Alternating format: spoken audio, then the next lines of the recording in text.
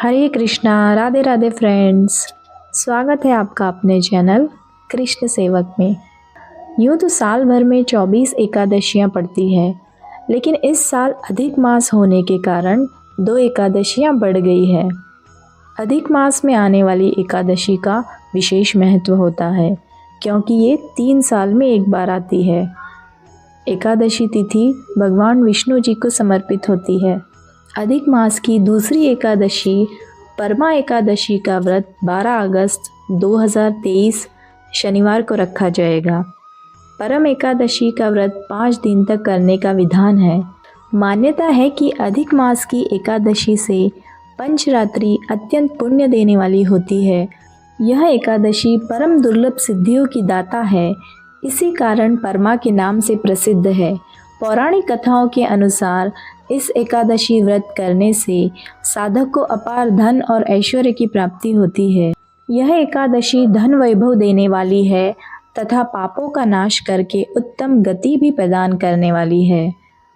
धनाधिपति कुबेर ने भी इस एकादशी का व्रत पालन किया था, जिससे प्रसन्न होकर भगवान भोलेनाथ ने उन्हें धन अध्यक्ष का पद दिया। यह एकादशी धन वैभव देने वाली है तथा पापों का नाश कर उत्तम गति भी प्रदान करने वाली है। कहते हैं कि धनाधिपति कुबेर ने भी इस एकादशी व्रत का पालन किया था, जिससे प्रसन्न होकर भगवान भोलेनाथ ने उन्हें धन अध्यक्ष का पद दिया था। इसी व्रत के प्रभाव से सत्यवादी राजा हरिश्चंद्र को पुत्र, स्त्री और राज्य की प्राप्ति हुई थी।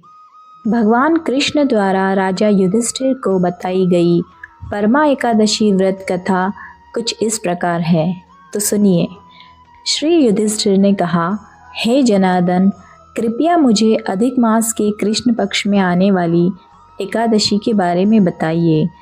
कृष्ण ने उत्तर दिया, हे राजन, इस एकादशी का नाम परमा है।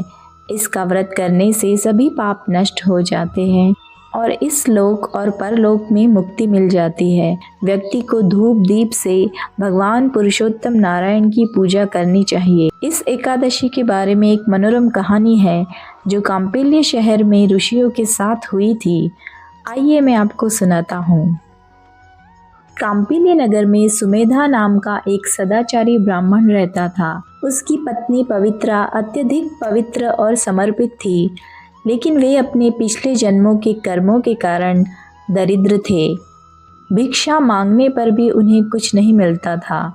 उस ब्राह्मण की पत्नी वस्त्रों से रहित होते हुए भी अपने पति की सेवा करती थी तथा अतिथि को अन्न देकर स्वयं भूखी रह जाती थी और पति से कभी किसी वस्तु की मांग नहीं करती थी। दोनों पति पत्नी घोर निर्धनता का जीवन व्यतीत कर रहे थे। एक दिन ब्राह्मण अपनी पत्नी से बोला, हे प्रिये, जब मैं धनवानों से धन की याचना करता हूँ तो वे मुझे मना कर देते हैं। गृहस्थी धन के बिना नहीं चल सकती, इसलिए तुम्हारी सहमति हो तो मैं परदेश जाकर कुछ काम करूँ। ब्राह्मण की पत्नी ने बड़े विनीत भाव से कहा कि हे स्वामी, मैं आपकी पत्नी हूँ। पत्नी को वही करना चाहिए जो पति कहे, परंतु मनुष्य को पूर्व जन्म में किए गए प्रत्येक कर्म का फल मिलता है। सुमेरु पर्वत पर रहते हुए भी मनुष्य को बिना भाग्य के स्वर्ण नहीं मिलता।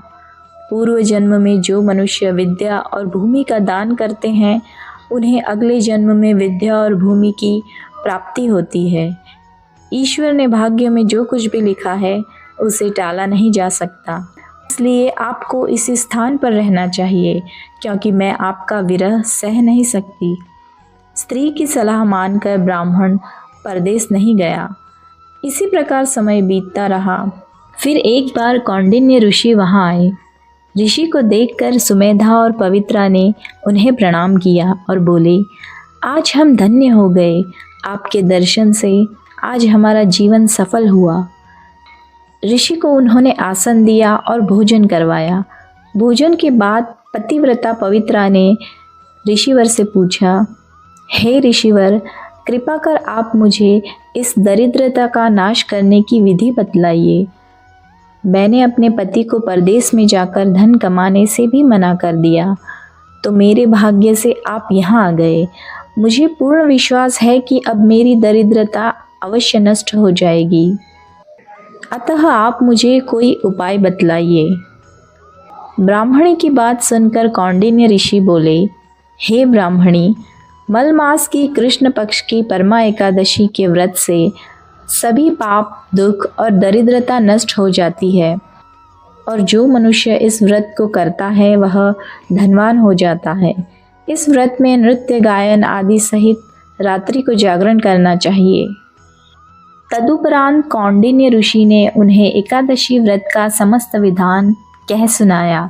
ऋषि ने कहा, हे ब्राह्मणी, पंचरात्रि व्रत इससे भी ज़्यादा उत्तम है।